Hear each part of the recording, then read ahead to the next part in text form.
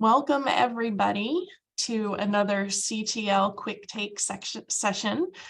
I'm Allison Boyer, Director of the Center for Teaching and Learning, and I'm so thrilled to have Dr. Les Stanlin with us here today to share some of his experience and expertise on specifications grading, which is super interesting. And I hope you're as excited as I am to hear more about his work. So Les, it's all you.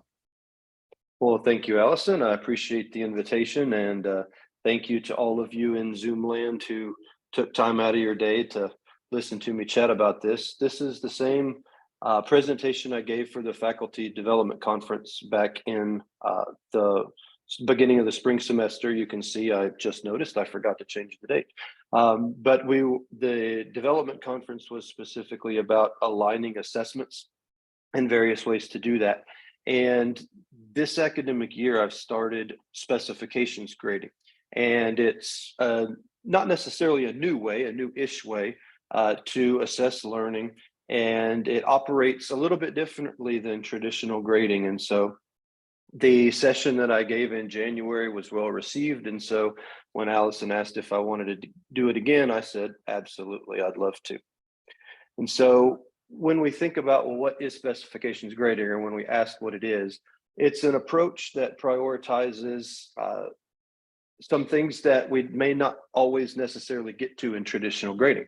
And that's transparency, mastery of learning objectives, clear alignment between assessments and learning objectives, and then a process-oriented approach to learning. So in turn, what do all these mean? So when we think about transparency, the example I always use, and especially when I was a student, I would take a final exam and then the class is over and I never know what grade I got on the final exam. How did I do? And if I went into the exam with an A and I wound up my final grade being a B, well, what happened? Right. And so some of what we do in quote unquote traditional grading, there is a certain lack of transparency there in some of the assignments. And so with specifications grading, you set the specification the way you want, you set the level of mastery the way you want as a professor. And then if the student doesn't meet it, you're able to clearly tell the student why. So it's related to rubrics and things like this, but every single assignment is like this. And so the students always know how they're doing in class. Some of the assignments that I give, they know their grade even before I do. And so it's a very transparent system. And I found so far that students appreciate that particular aspect of it. Secondly, the mastery of learning objectives. We can give assignments, we can give projects, we can give exams, we can give reading quizzes, we can do all sorts of stuff. But how are we sure that they really mastered any given learning objective? Did they do just well enough? Maybe you give them a reading assignment and they really understood some of the topics, but they didn't understand other ones. And if you just give a 0 to 100 grade about that, well, maybe they wind up with an 85 and they did really well on some things, but really poorly on others. You wouldn't necessarily catch that in traditional grading. Whereas in specifications grading, you can. Those specifications can be so specific at the individual learning outcome, or perhaps even breaking down each learning outcome so that you can specifically know if your students are meeting those objectives or not. Because within specifications grading, the goal of learning and education is to master them, not necessarily take a certain amount of time or skate by, but rather to actually master what we're teaching them. And specifications grading allows for that. Number 3, there's a very clear alignment between assessment and learning objectives. And a lot of times when I look back at the way I used to assess, and I say, well, you know, Stanlin, did this exam or whatever the assignment was there a really clear link between the learning objective and the assessment? And the answer was a lot of times, no, there really wasn't. It's a test, right? There are questions, but can they clearly link? Not always. Specifications grading allows a very clear alignment. And I'm going to show you some examples here in a little bit of what I'm talking about, so that not only can you clearly see, but the student can clearly see, hey, I'm understanding this, I understand this, or I don't understand this. And then finally, it allows for a process-oriented approach to learning as opposed to an outcome-oriented approach. You took notes, you read the book, you got a C on the test.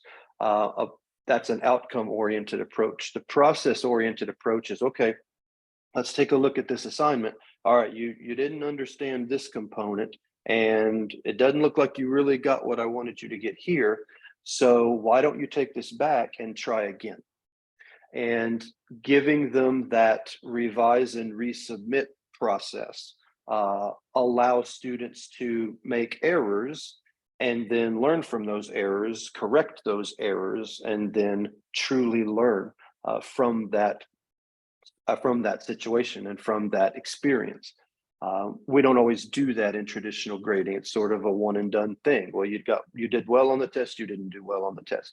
And specifications grading allows a little bit more flexibility there. So when we compare to traditional grading, and again, I'm always very sure at this point in my presentation, I am not knocking anybody's approach to education, their pedagogy, their assessment techniques. I am only criticizing myself based on what I used to do. If this works for you, if you can handle, or if you can appropriately deal with some of the critiques that I might mention, then you're good. I am not challenging anybody. I am only challenging myself. But what I typically found in traditional grading is that the course grade mixes the educational and the behavioral aspects. And the two biggest behavioral aspects are going to be attendance and late work. And you can be really, really hard on late work, no late work for these reasons, okay, and that's fine. And maybe that works and maybe it doesn't. Maybe a student gives an example of why they need to turn something in late that you didn't think about. Well, now you have to deal with that. Attendance policies, if you miss so many classes, you lose points or what have you. And there's good reasons for that. So I'm not necessarily, that's a bad thing. But we also have to ensure that, is a student getting a poor grade because of behavioral aspects when the work that they did was actually pretty good? Secondly, our grading policies are very institution focused and time dependent. And so what I mean about that, those of us that have been around this block long enough know one of the central critiques of education is that we base it on time in class. The entire semester credit hour system is based on a number of hours. It was never supposed to be that way, but it's what we have. And so the idea is, well, if you come to enough classes and you check the box, then you should get a relatively decent grade. The institution focus, we have deadlines. You have to have your grades turned in by such a day. Well, why is that? Well, because we have deadlines. We have to report to the state. We have to clear the books for the next semester. And so a lot of the policies we have are focused on the institution and are time dependent. Third, what does a grade mean? 0 to 100, A, B, C, D, F. What does it mean? Does it mean you were smart if you got an A? Does it mean you're not smart if you got a D? That may not necessarily be the case. It could be the case that I'm a very poor student, but maybe I cheated and got an A, or maybe things just come naturally to me. I don't have to study.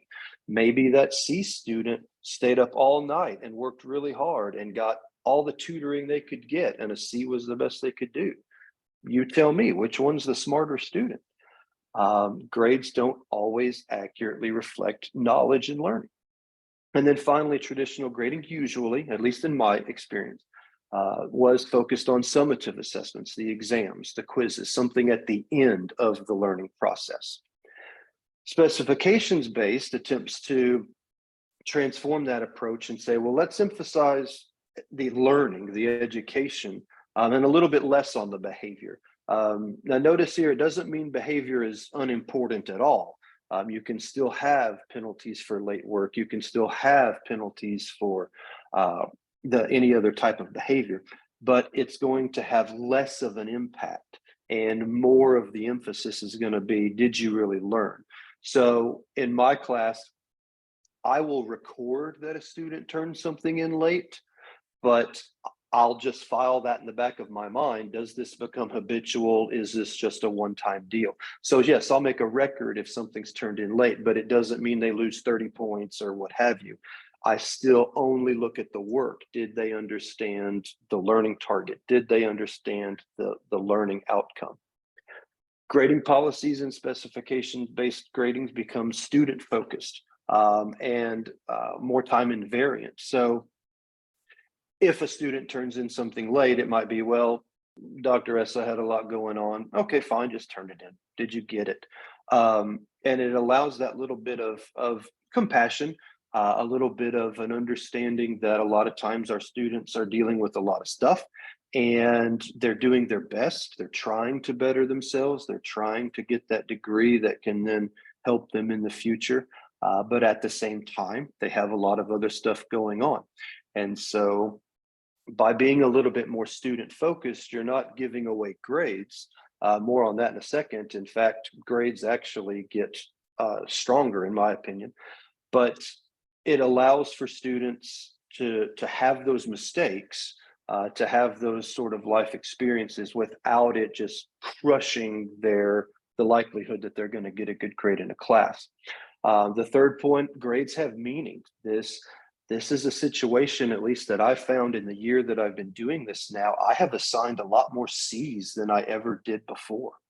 And so the critique that specifications grading makes grading easier, in my experience, it actually makes for lower averages, but more accurate. And not only am I able to tell, you really didn't understand this learning outcome. Like, did you not pay attention? Did you think I wasn't going to read it? Students can try all sorts of stuff to get through assignments. And once they realize in specifications grading, no, this is exactly what I'm looking at. This is exactly how you're going to get scored. If you can tell them exactly what you're looking for, eventually they'll get the message and they'll start to do it. And then you're able to say, this is what I wanted you to learn.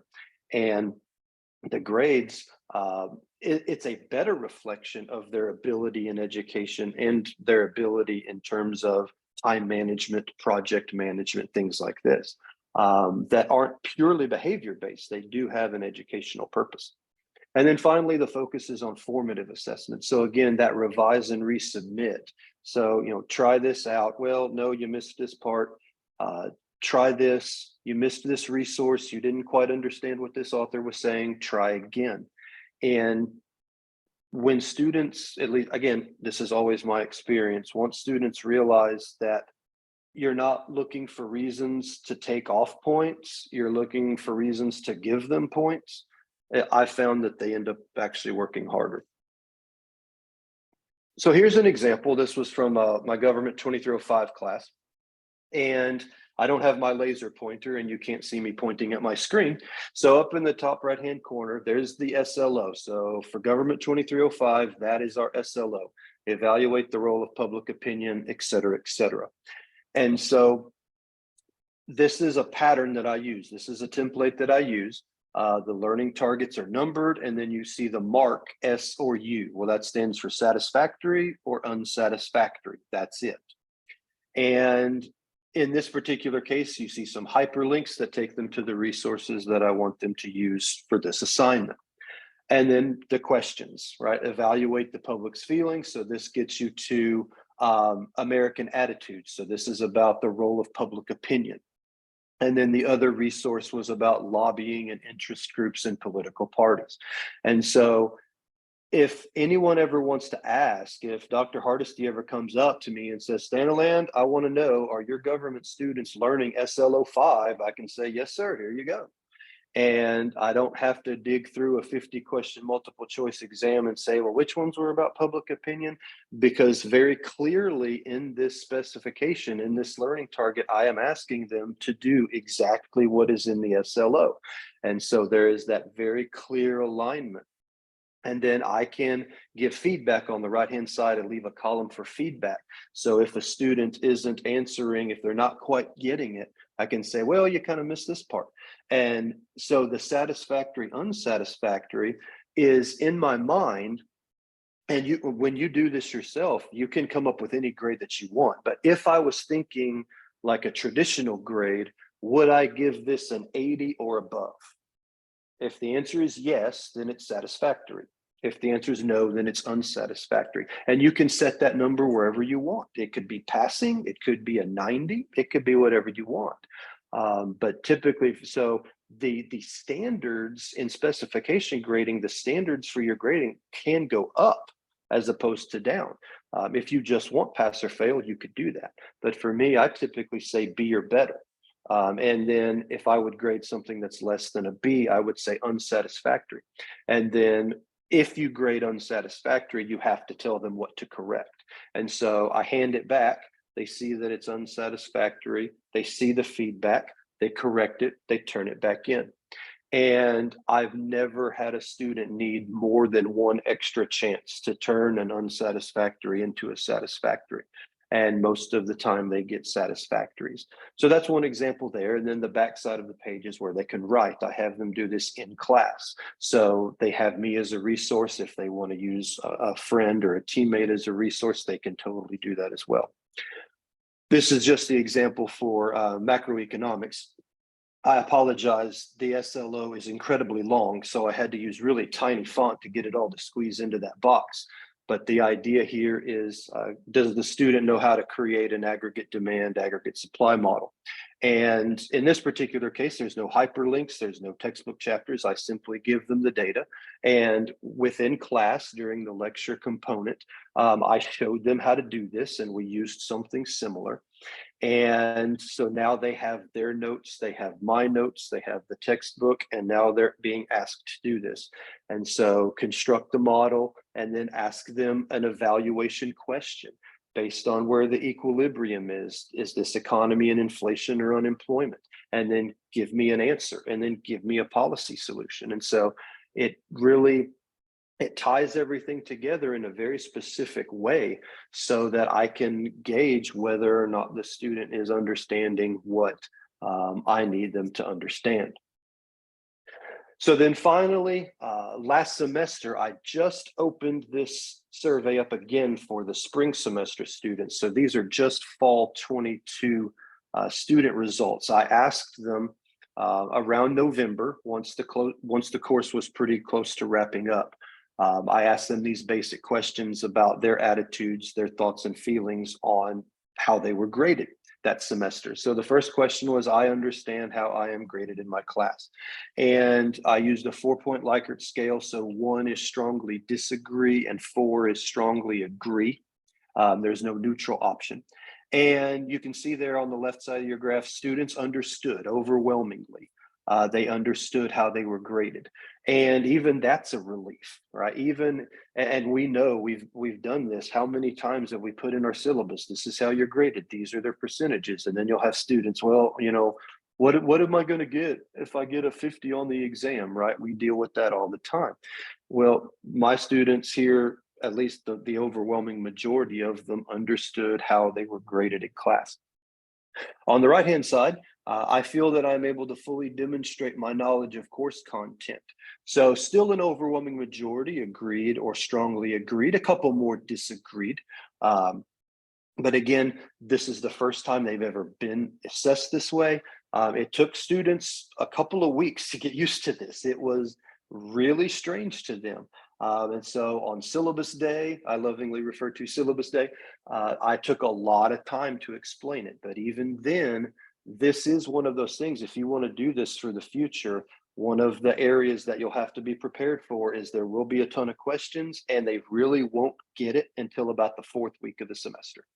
That's how long it'll take for them to be turning in work, you to be giving feedback, them to be figuring out what's satisfactory, what's unsatisfactory.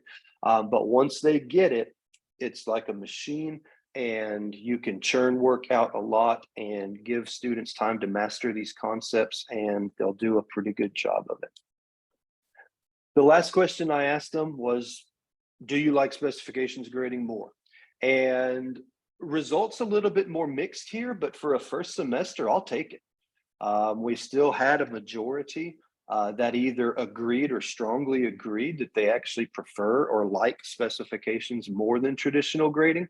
But still a pretty decent plurality, 38% said they disagreed with that statement. And so I wasn't really surprised by these results. I was happy that a majority still agreed or strongly agreed, but it doesn't surprise me that there's still going to be some students that are a little bit more hesitant about this. And I think, frankly, between you and me, a lot of this was the fact that specifications-based grading made them work harder than they were used to.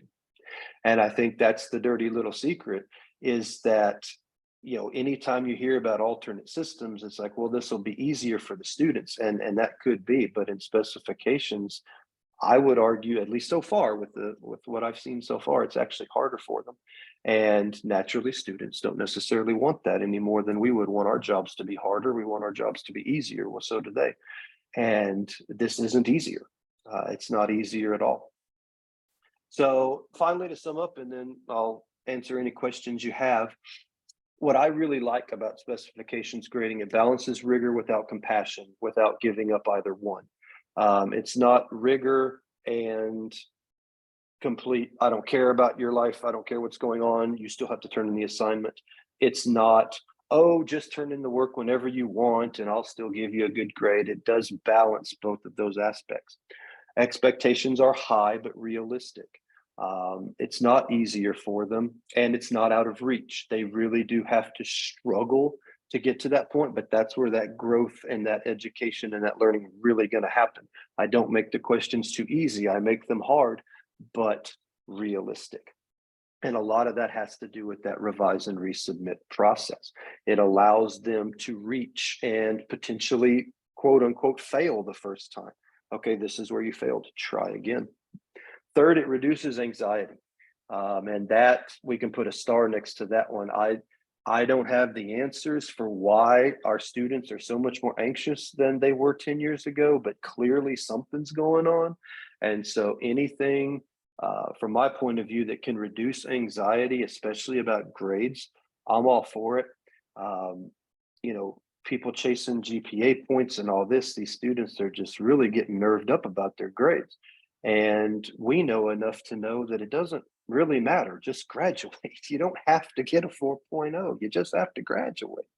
But they don't understand that. And so they're constantly chasing these points.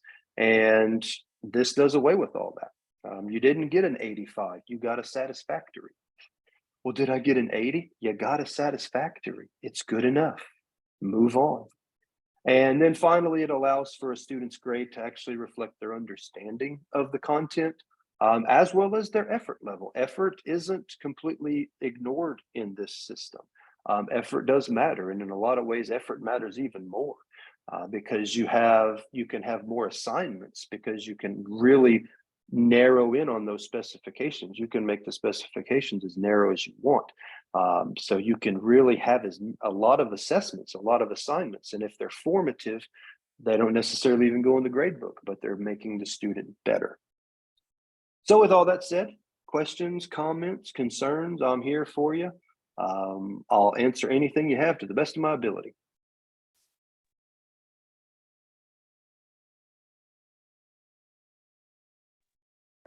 Is it possible the anxiety reduction is because they know they got a second chance?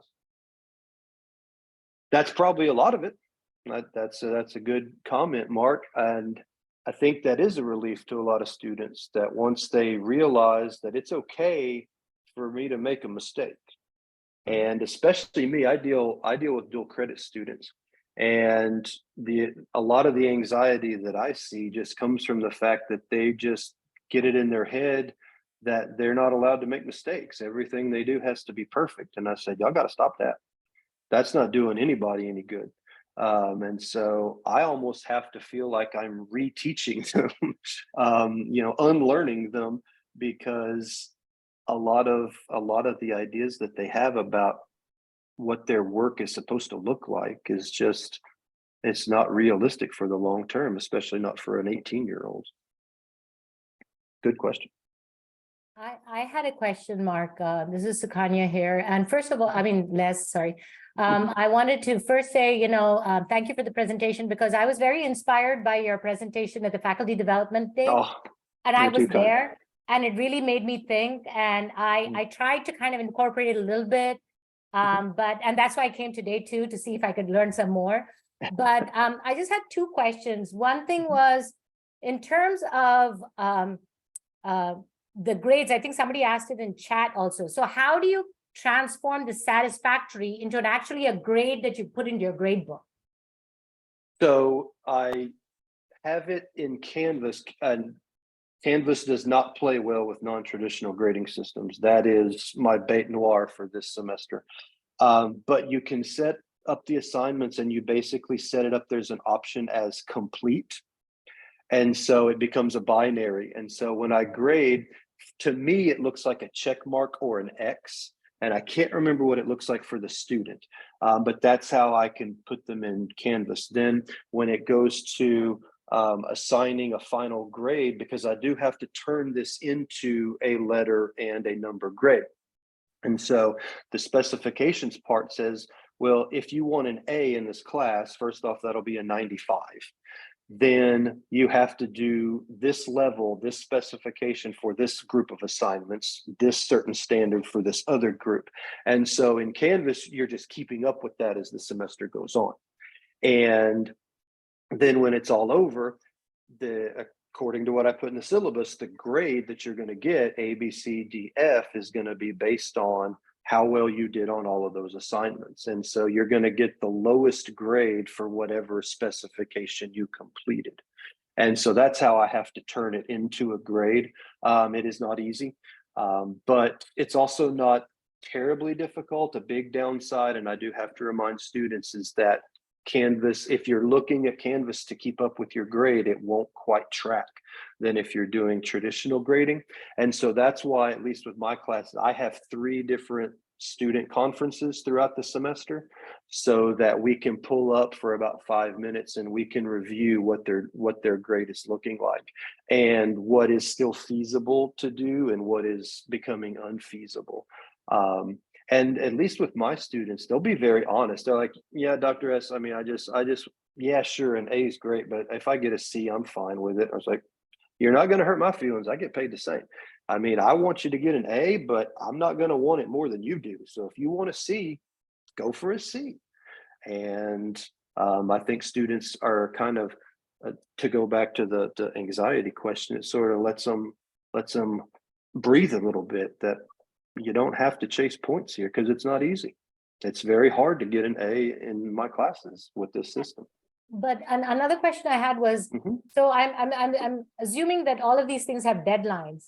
So are there consequences for missing deadlines? I mean, is there any like partial credit or something that, I mean, kind of, I just feel that it kind of is a disadvantage for the people who actually turn it in by the time that they're supposed to turn it in, and they should be given some credit for that. So what I do when it comes to late work, they can turn work in late, but I have a credit system that I use, and I call it Dogecoin because I thought my students would relate to that, but it lands pretty flat most of the time. But basically, it's 5 coins that they have that they can use during the semester, and that is generally for late work. So if it's one of the larger assignments that are harder to do and or that don't have necessarily a deadline, I can say, okay, on this particular group of assignments, you can only turn in 2 a week. Or on this particular set, you need to have it turned in by such and such day. If they don't, then it costs them one of those coins. So it does give them a buy-in so that it doesn't become a free-for-all where a student just turns everything in at the last day. So it does have a cost, but that cost isn't educational yet. They can still get an A on that assignment. But now they've learned, hey, I can't keep turning stuff in late because now I've only got 4 more of my coins left and I still have 15 more assignments. So I've got to get this stuff turned in. And so having that coin system gives them a buy-in so that they don't just, like you say, just turn in work late and not have any consequences. And you're keeping track of coins for like 200 students? Yep. No, I don't have 200 students. Or 100, whatever. I mean, 25 per class. Typically it might be something like that. But since everything is done in the classroom, and that's a lot of the work that we do is done in the classroom, there's only one assignment type that isn't. I can keep track of that pretty easily. So like, hey, you know, Dr. S, I turned this in late. Okay, I'll go right into Canvas and I'll change that coin from a 5 to a 4 and it's done. Because yeah, if I didn't do something like that, it would really get out of hand. But as long as you stay on top of it, and you do get into that flow where you're constantly sending papers back that you've graded and you're constantly receiving papers that they just turned in. At least for me, this works. Once I get into a flow, I can say, okay, Fridays is when I grade, and then I can handle it a lot easier.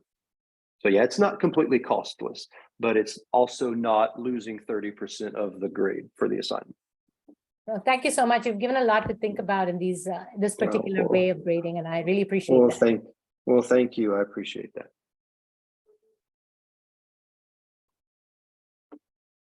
Questions kind of relative to your slides. Mhm. If you could back up, Doc, if you don't mind, to the one where you showed your, let me close this chat thing here.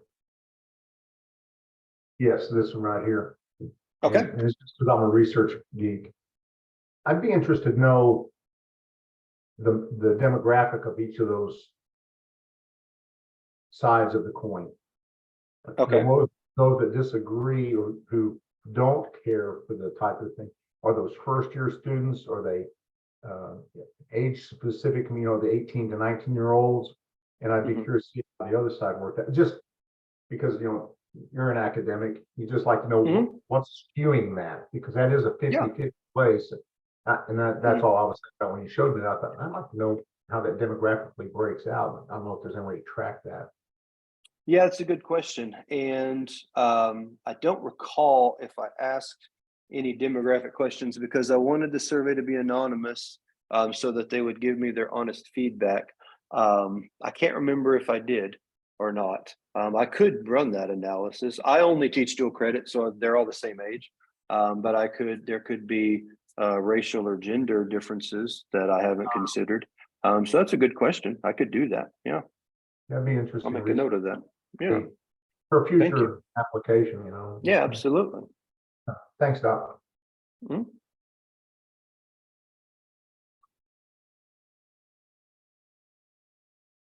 Any other questions for Les?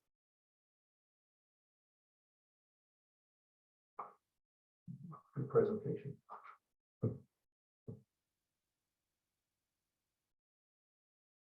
All right. Thank you, Dr. Staniland, for sharing your knowledge and experience with us. It's so interesting to hear about how your students responded to this kind of grading practice. So that was really interesting. Thank you.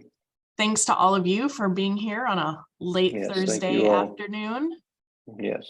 And gosh, good luck with wrapping up the long semester.